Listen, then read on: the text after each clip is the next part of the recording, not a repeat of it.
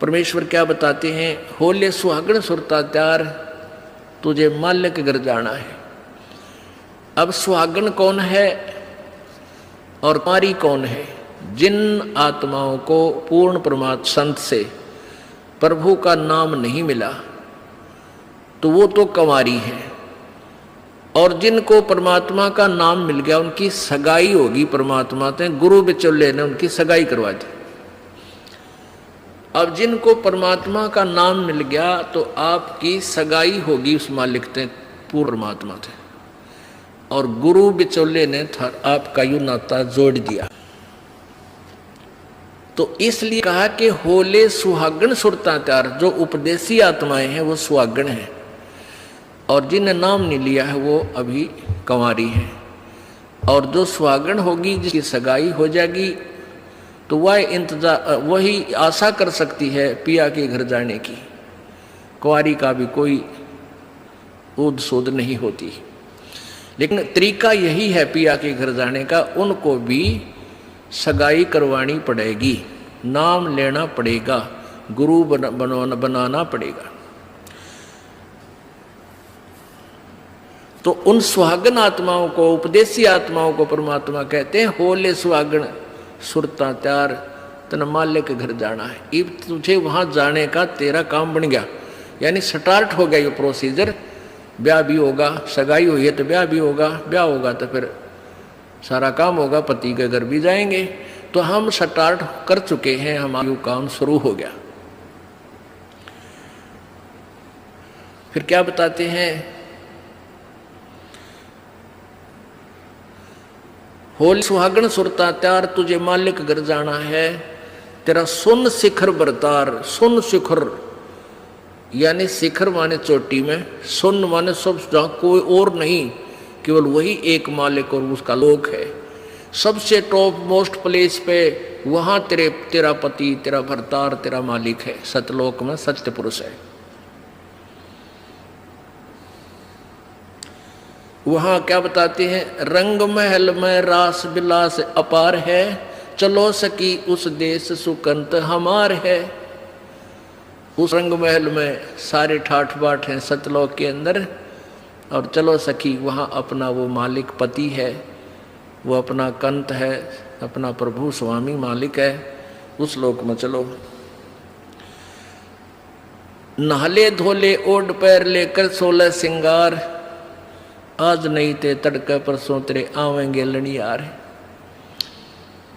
अब नहाना क्या है, धोना क्या है, इस सत्संग रूपी दरिया में, गंगा में अपने अंतःकरण के मैल साफ करे। ओढ़ पैर ले, यहाँ क्या ओढ़ना है, क्या पहनना है, कौन से आभूषण हैं कि साधु जैसा भाव आपके अंतःकरण का दिखे, भक्ता के से लक्षण हो, ये तरह ओढ़ना है। और शील, संतोष, विवेक, दया भाव हैं, ये इस प्रकार के 16 तरह आभूषण हैं जो एक जैसे लड़कियां, वैसे ही उदाहरण देने पड़ते हैं उन्हीं के आधार से। लड़कियां शादी जब हो जाती है तो आभूषण पहनती हैं इसलिए कि तू अपने पति को अच्छी लगेगी। तो परमात्मा हमारा पति है, वो हम उसको कैसे अच्छे लगेंगे जब हमारे ये आभूषण होंगे। नम्रता होगी, दया होगी, शील, संतोष, विवेक से हम चलेंगे, किसी की आत्मा नहीं दुखावेंगे, हैं, दान धर्म करेंगे, सेवा करेंगे, तो तब उस मालिक को हम अच्छे लगेंगे, पसंद होंगे, तब वो हमें स्वीकार करेगा। और सुमन, ध्यान, भक्ति, ये पांचों यज्ञ करके अपनी कमाई करके अपना दहेज बना ले। फिर क्या बताते हैं, आज नहीं ते तड़के परसों, या अब तेरा कभी ना कभी जाने का समय अवश्य आएगा।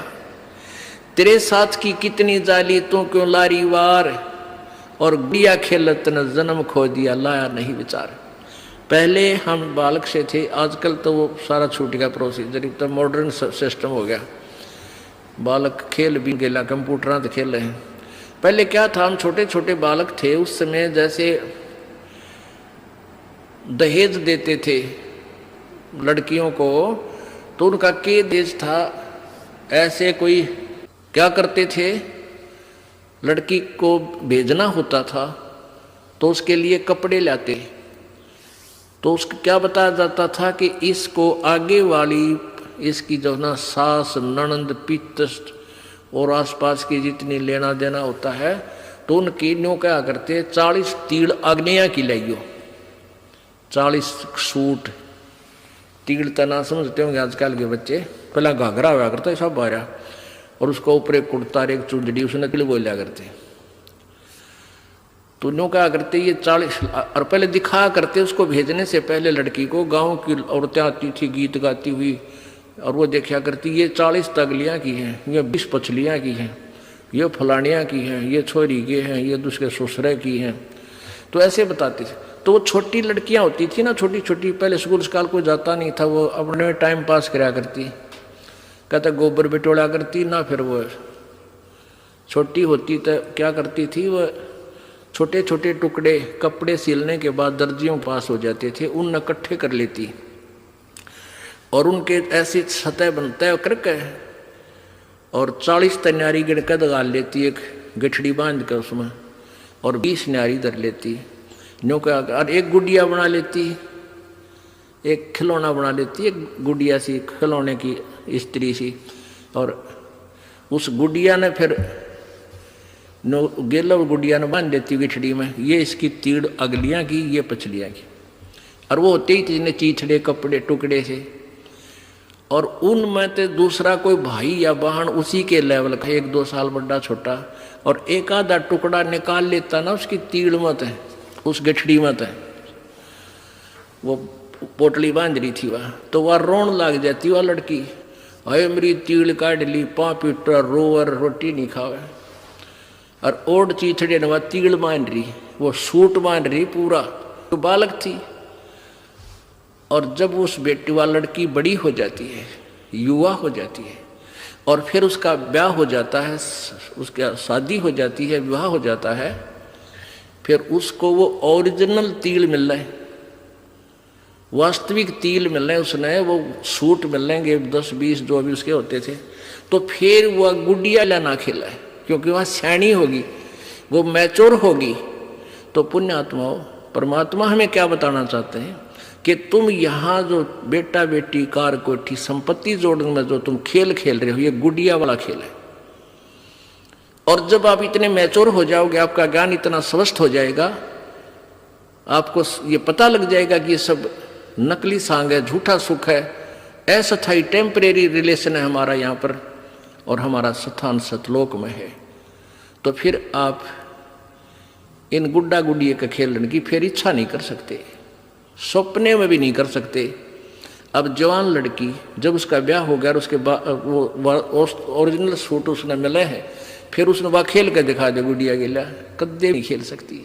तो आपको जब ये रह रह कर ये ज्ञान इसलिए सुनाया जाता कि आपका इन गुड्डा गुड़िया के खेल से मन हट जा, आप इतने मैच्योर हो जाओ, आपको वास्तविकता का पता लग जावे।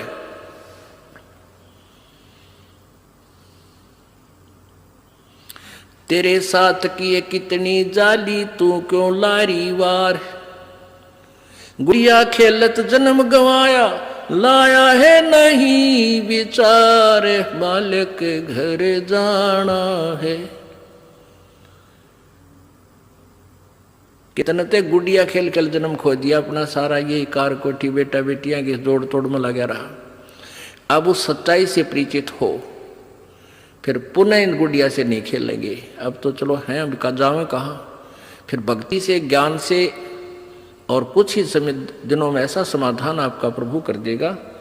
बालक बच्चे भी आपके भगवान से डरने वाले, महात्मा की भक्ति करने वाले होंगे, और कुछ दिनों में आपको फ्री कर देगा प्रभु। अब भक्ति करें, बच्चे इतने बुद्धिमान समझदार हो जाएंगे, भगवान से डरने वाले होंगे कि अभी माता पिता ने अपना पूरा काम कर दिया, अभी इनको डिस्टर्ब ना करो। और वो परमात्मा से परमात्मा विश्वास करने वाले होंगे कि भी हमारा किया हमें मालिक जरूर देगा। तो इस प्रकार आपको फिर यहाँ से निकालने का एक सुअवसर परमात्मा देगा। और तभी आपका मोक्ष संभव है। तो ये परमात्मा ही करवाएगा, अपने इसके चरणों में पड़ा रहना।